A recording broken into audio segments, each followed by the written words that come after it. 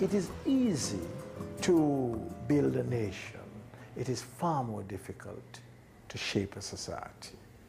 And this is what Cuba is doing. It will need all the time in the world. It will need all the humility, all the meekness, all the generosity of spirit to itself and to others to emerge.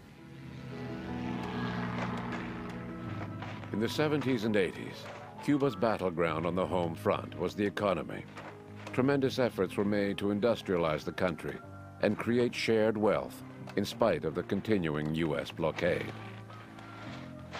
Cuba was dependent on a single crop, sugar. The Soviet Union promised to buy as much as could be produced.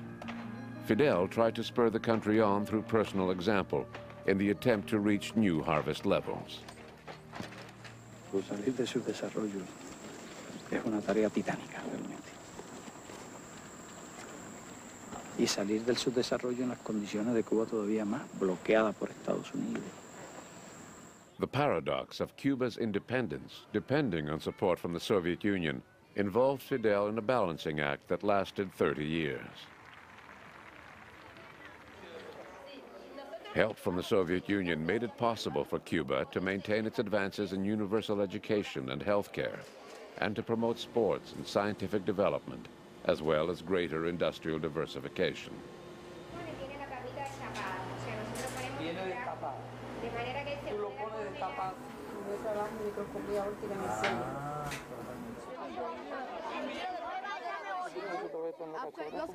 The government of Fidel Castro has shown a world that is teeming with billions of impoverished people that it is possible for a very poor country emerging from sickness and ignorance and corruption and poverty of a Batista regime to, within a few short years, educate all of its children, to create a system of education that is comprehensive, that reaches the entire society, that abolishes illiteracy, that is capable of export to other countries to help them learn to read and write and grow and know. By the mid-1980s, Fidel began to perceive problems in the economy and industry. Supplies of goods became sporadic, and there was growing corruption. The Cuban dream of an egalitarian society was in danger.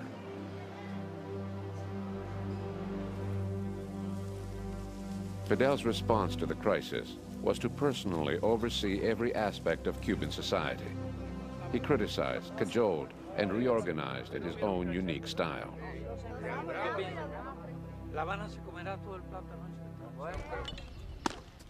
Even during the most difficult crises, Fidel has always emphasized the development of sports. Cuba now ranks among the top 10 countries in Olympic medals.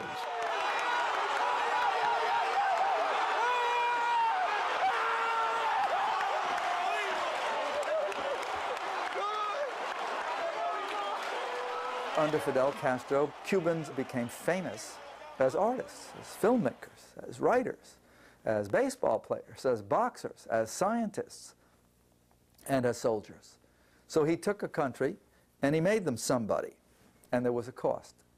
And that's the part I think that the American press and certainly his critics emphasize. Cubans answer American critics who say they don't show sufficient respect for human rights by saying they respect the most basic human rights, providing health care, enough to eat, a place to stay, the basic needs of life. And as for civil rights, they respect those also, they say, but that they will not tolerate anything against the revolution because a revolution is supported by the people. Claro que la mayoría del pueblo apoya la revolución. La gran mayoría, no la mayoría, la gran mayoría. Como ejemplo máximo de este apoyo, las elecciones nuestras, que son elecciones abiertas, democráticas y populares, verdaderamente populares. Porque, por ejemplo, yo he sido elegido en 2 ocasiones como diputado a la Asamblea Nacional del Poder Popular. Y yo soy un escritor, un intelectual, no soy un político. Tampoco soy militante del Partido Comunista. Yo soy partidario de la libertad de expresión, sin duda ninguna, porque si no estaría loco.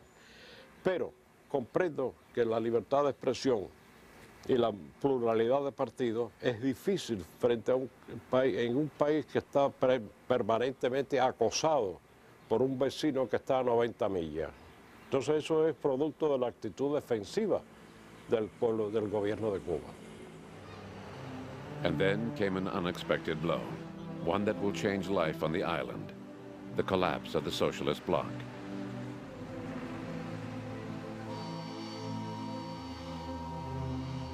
Gorbachev had traveled to Cuba in 1989 to sign new trade agreements, but within months the Soviet system had collapsed and the agreements were worthless.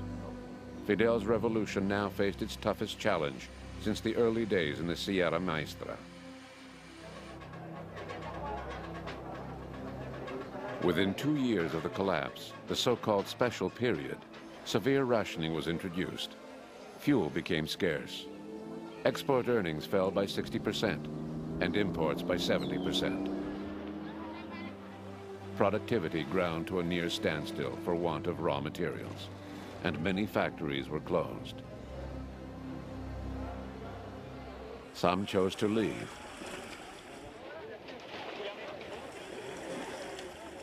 Many in Miami forecast Fidel's end. Estamos en periodo especial, un periodo difícil, un periodo uno de los más difíciles de nuestra historia. ¿Por qué? Porque no hemos tenido que quedar solos frente al imperio, solitos. ¿Y qué hacía falta para quedarse solo frente al imperio? Había falta unidad, pero hacía falta valor, hacía falta patriotismo, habría falta espíritu revolucionario, un pueblo débil, un pueblo blandengue, un pueblo cobarde, se rinde y vuelve a la esclavitud. Pero un pueblo digno, un pueblo valiente como nosotros no se rinde y no vuelve jamás a la esclavitud. After the fall of the Soviet Union, it was expected that Cuba would fall very quickly.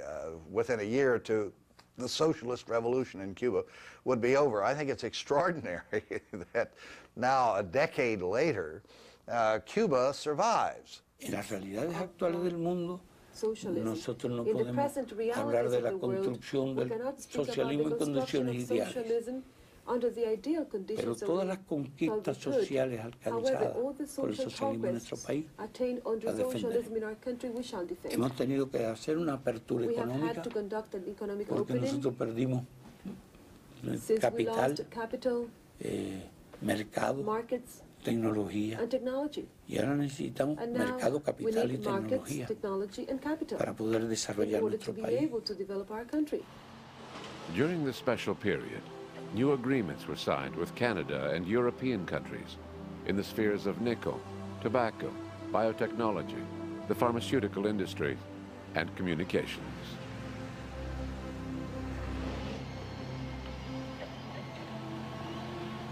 Tourism was given a big boost, and a wave of hotel building began.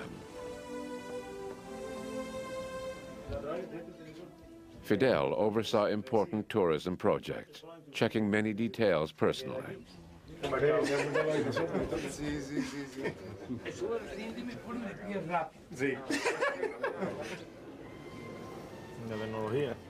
Many joint ventures were established, especially with European countries, and this became an important source of income.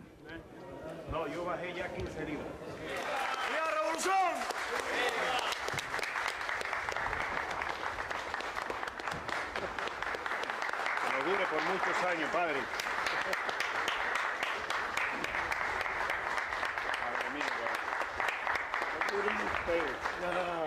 Y durará. ¿Cómo no?